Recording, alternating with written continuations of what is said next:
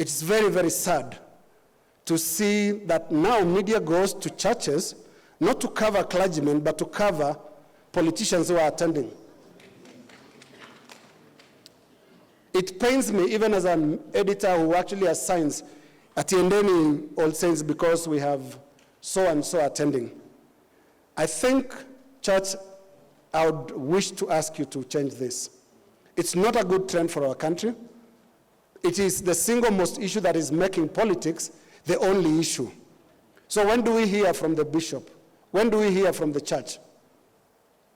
You can't, because the politician nowadays, the difference is little. You just make them stand in front there, and immediately they stop talking, the media also leaves the room. I think it's a bad thing that we need to really collectively stop.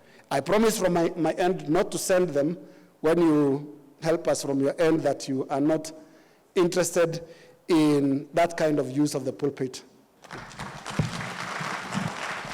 I wanted to challenge the clergy, the bishops, the church leadership to be more assertive in claiming the conversation, in influencing the agenda, in influencing the thoughts.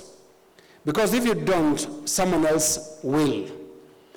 Our politics is full of falsehoods. Our politics is full of lies. And when they go unchallenged, and then they are repeated, what do we say? They become the truth. And that is the most unfortunate thing. We in the media try, and I want to say try, and really it's an endeavor, to do what we call fact-checking.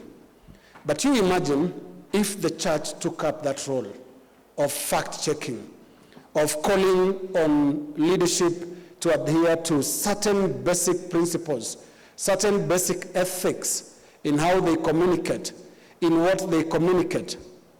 And who else is better placed to help society in doing this than you, the clergy, than you, the bishops, than you, Archbishop, than you, the Church of Christ?